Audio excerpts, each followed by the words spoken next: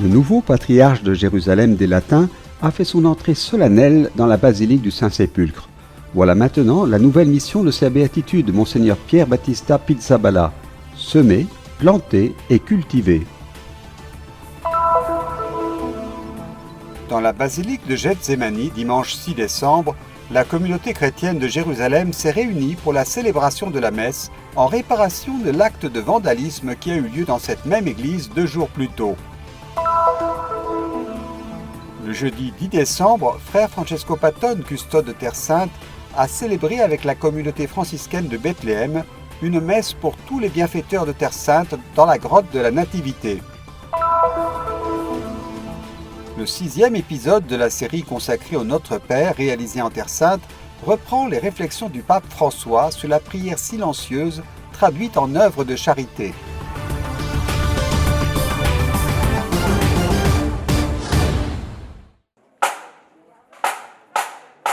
Sa béatitude, Monseigneur Pierre Battista Pizzaballa, nouveau patriarche de Jérusalem des Latins, a fait son entrée solennelle dans la basilique du Saint-Sépulcre. La procession passant par les rues du quartier chrétien de la vieille ville, l'accueil des communautés qui gardent la basilique, puis le salut devant la pierre de l'onction par frère Francesco Patton, custode de Terre Sainte. Voilà les gestes de la cérémonie, suivis le lendemain par la célébration de la messe devant l'édicule du sépulcre, qui ont marqué l'installation officielle de Monseigneur Pizzaballa. La bulle de nomination papale a été montrée, puis le vicaire patriarcal Monseigneur Giacinto Marcuzzo a donné le pastoral au nouveau patriarche.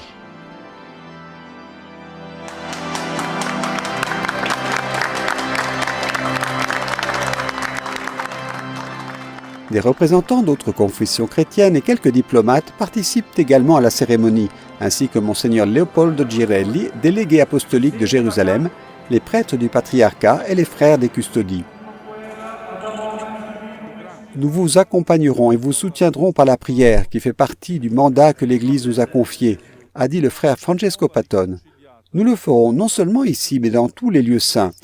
Nous serons constamment ouverts à la collaboration, et nous essaierons de mettre notre internationalité au service de l'Église locale, pour que le sens de la fraternité entre tous puisse grandir, et pour que l'Église de Jérusalem soit la mère de tous ses enfants. Il y a beaucoup de choses qui me passent dans le cœur. Pour l'instant, je ne demande que le don de l'Esprit pour discerner les choses que je dois faire avec tous mes confrères.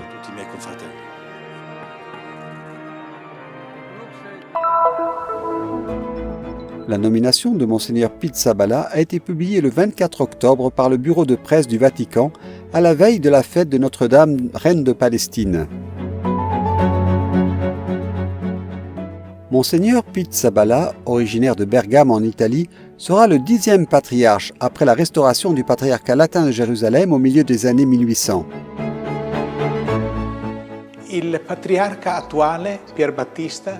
Le patriarche actuel, Monseigneur Pierre Battista Pizzaballa, est le 197e patriarche à partir de Saint Jacques, le premier évêque de Jérusalem. Il est le 95e patriarche après la création du patriarcat latin en 1099.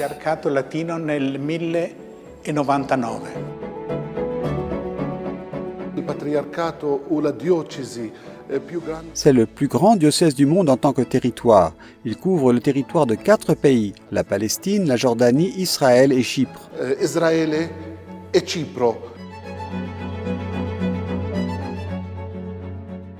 Élu en mai 2004, frère Pierre Battista Pizzaballa a été nommé custode pour une période de 6 ans. Il a ensuite été reconfirmé par le ministre des Frères mineurs en mai 2010 pour un mandat de 3 ans. Puis, le cardinal Leonardo Sandri, préfet de la Congrégation pour les Églises orientales, a ordonné frère Pizzaballa archevêque. « 30 ans de présence constante dédiée à la Terre Sainte.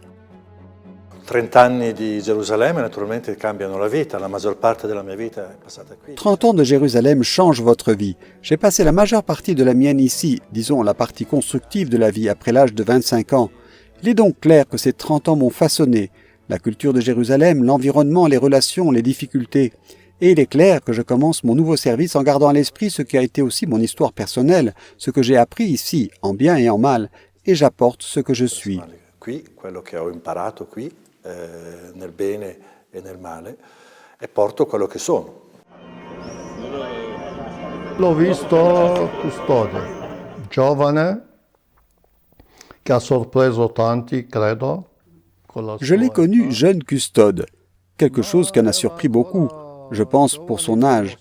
Mais il était jeune d'esprit, pas seulement d'âge, signe de maturité, dirais-je. Ce que moi et d'autres avons entendu de l'extérieur, c'est qu'il a mis un nouvel esprit. En tant que custode, il a essayé d'ouvrir des portes et des fenêtres pour voir le monde entier. Un nuovo spirito, ha provato di aprire porte e finestre nella custodia propria, per vedere il mondo intero. Pour Monseigneur Pizzaballa, ce moment de crise a été une grande désorientation. Si dice molto, come lei ha detto nella sua domanda, che è una crisi sanitaria ed economica. Credo che sia anche una crisi culturale, perché non siamo in grado di decifrare questa situazione. On dit souvent que la crise actuelle est une crise sanitaire et économique, mais je pense que c'est aussi une crise culturelle, car nous ne sommes pas capables de déchiffrer cette situation, de nous donner des perspectives, de donner une lecture de ce qui se passe. Cette crise liée au Covid-19 a d'abord créé beaucoup de désorientation dans nos communautés. Ce que j'ai envie de dire à ma communauté, c'est que ce n'est pas la première fois que nous sommes en crise. Nous avons eu tellement d'intifadas qui ont tout bloqué. Nous ne devons pas vivre cette situation comme une fin, comme un drame. C'est une période difficile, mais ce n'est pas la fin. Nous avons les éléments pour nous soutenir dans la communauté. Nous ne pouvons pas avoir de pèlerins, mais c'est le moment où la communauté se retrouve elle-même de manière plus tranquille. Abbiamo gli elementi per sostenerci in comunità. Non possiamo avere i pellegrini, ma è il momento in cui la comunità ritrova se stessa in una maniera più tranquilla. Maintenant, la nouvelle mission, semer, planter et cultiver. Le mie sensazioni, da un lato sono sereno, in pace. Mes sentiments. D'un côté, je suis serein, en paix. Il y a aussi un peu d'appréhension pour ce qui m'attend, car une chose est, en tant qu'administrateur, d'éteindre les incendies, et une chose est de semer, planter et cultiver. Une toute autre responsabilité et perspective. Je me demande déjà comment faire, si les collaborateurs sont à la hauteur, quels sont les enjeux. Il y a beaucoup de choses qui me préoccupent. Mais un problème à la fois. Commençons maintenant. Quali sono i temi? Sono tante cose che mi preoccupano, ma un problema alla volta. Adesso cominciamo.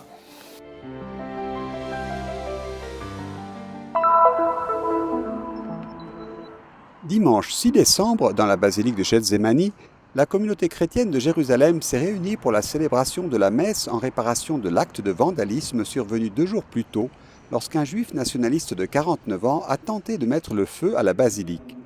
La célébration était présidée par sa béatitude Monseigneur Pierre Battista Pizzaballa, nouveau patriarche latin de Jérusalem, avec frère Francesco Patton, custode de Terre Sainte, Monseigneur Giacinto Marcuzzo et frère Dobromir Yatsal, vicaire custodial. Étaient également présents son Excellence Monseigneur Leopoldo Girelli, délégué apostolique pour Jérusalem, et une trentaine de prêtres. La célébration a commencé par une prière pénitentielle devant la porte d'entrée, puis Monseigneur Pizzaballa a traversé et béni la basilique, en particulier les bancs en bois encore noircis.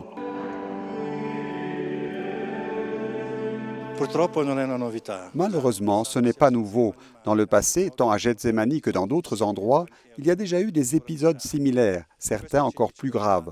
Cela nous dit d'une part qu'il y a encore un long chemin à parcourir dans le domaine du respect mutuel, d'autre part qu'il est vrai que nous, chrétiens, parlons de pardon, mais le pardon n'est pas une alternative à la justice. Ces choses doivent être stigmatisées et devenir une occasion d'en parler et d'apprendre ce qu'il ne faut pas faire. La fumée et les flammes ont surgi dans l'après-midi du vendredi 4 décembre. Après la première intervention des ouvriers travaillant dans le sanctuaire, les pompiers et la police sont arrivés sur place et l'auteur a immédiatement été arrêté.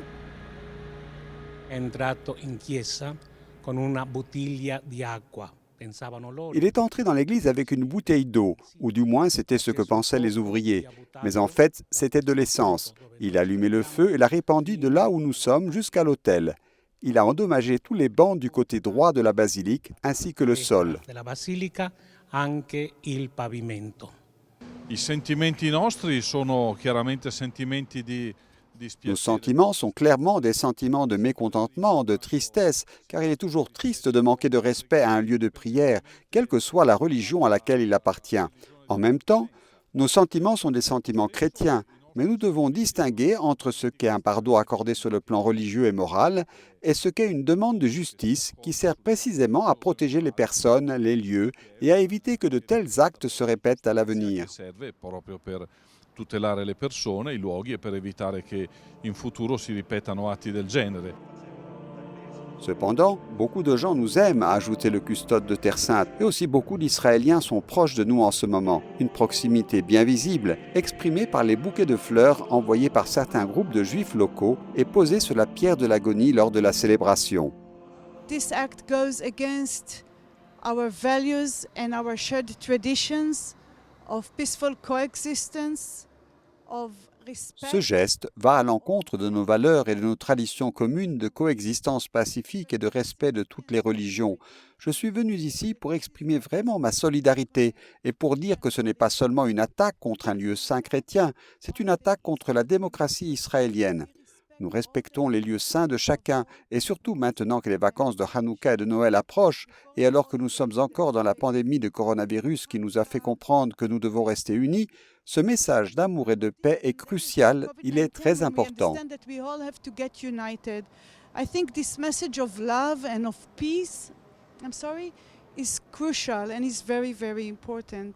Y no ha mancato la solidarietà. La solidarité de nombreuses personnes du monde entier n'a pas manqué. Chrétiens et non chrétiens, orthodoxes, musulmans, nous nous sommes sentis vraiment très consolés et accompagnés par beaucoup de personnes. Pour cette raison, depuis ce lieu saint, nous élevons notre prière au Seigneur et demandons le don de la paix. Eleviamo nostra preghiera al Signore per tutti e chiediamo il dono della pace.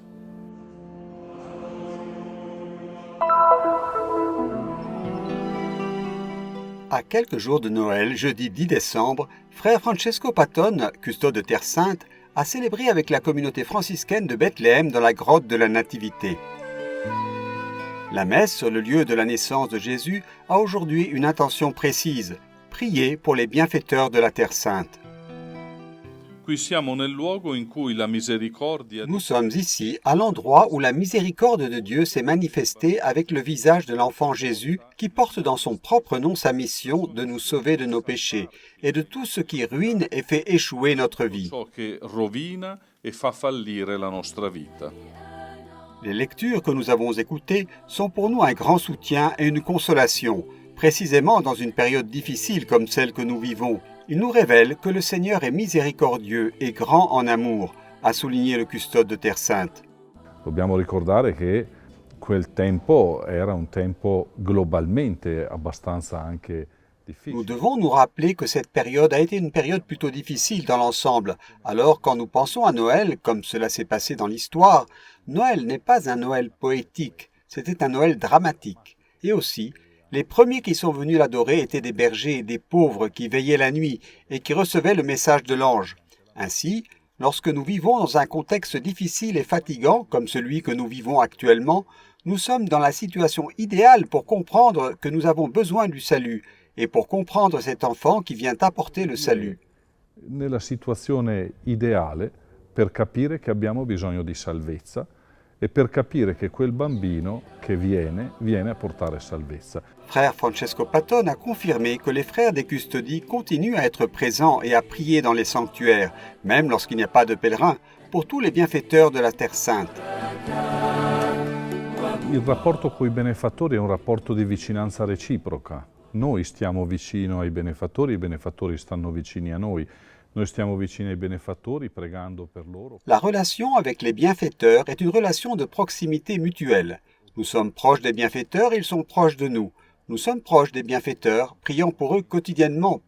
Pour notre part, les bienfaiteurs sont l'objet quotidien de notre prière.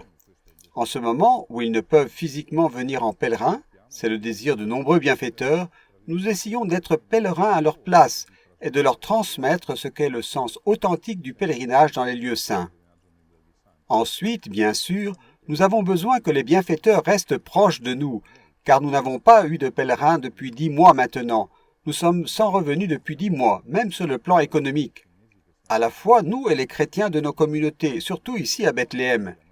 Et c'est pourquoi nous ressentons aussi le besoin que ceux qui le peuvent, et sous la forme qu'ils peuvent, et selon, comme le dit saint Paul, la mesure de leur cœur, se tiennent à nos côtés, nous soutiennent et nous soutiennent également sur le plan économique. Come dice San Paolo, la misura del loro cuore ci stiano accanto sostenendoci e supportandoci anche a livello economico. En tant que frères des custodies de Terre Sainte, nous vous assurons un souvenir constant et quotidien dans la prière et nous vous invitons à faire quand même un pèlerinage spirituel.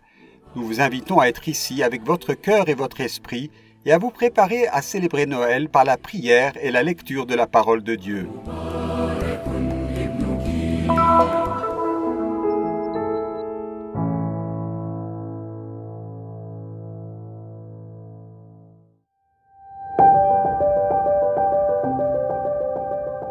Nous continuons notre cheminement pour apprendre à prier de mieux en mieux comme Jésus nous l'a enseigné, a déclaré le pape François dans la 6e catéchèse sur la prière du Notre Père.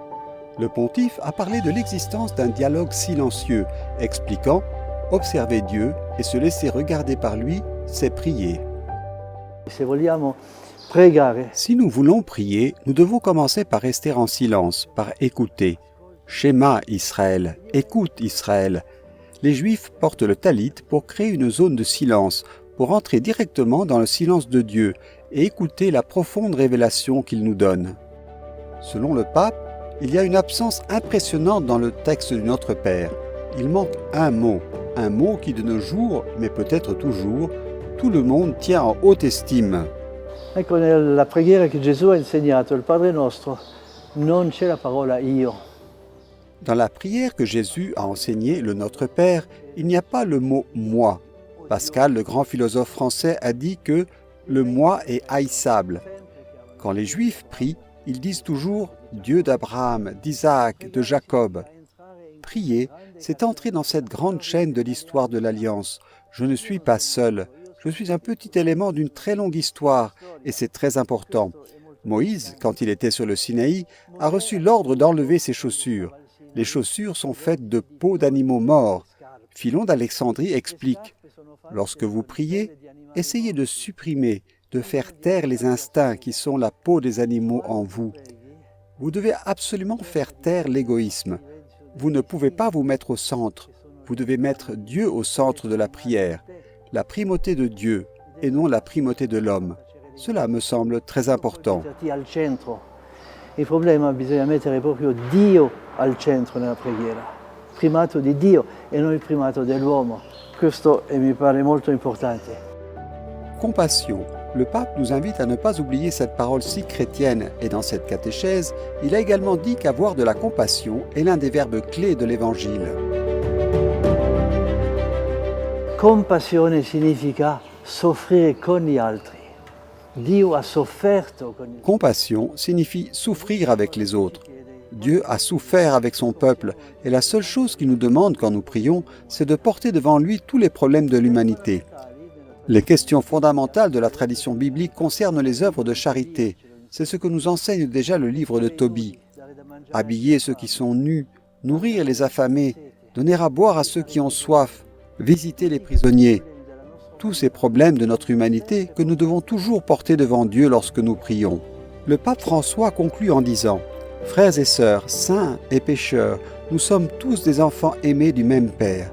Et au soir de la vie, nous serons jugés sur l'amour, sur la manière dont nous avons aimé, pas seulement avec un amour sentimental, mais avec un amour compatissant et juste, selon la règle évangélique, ne l'oubliez pas, chaque fois que vous l'avez fait à l'un de ces plus petits de mes frères, c'est à moi que vous l'avez fait. Voilà ce que dit le Seigneur.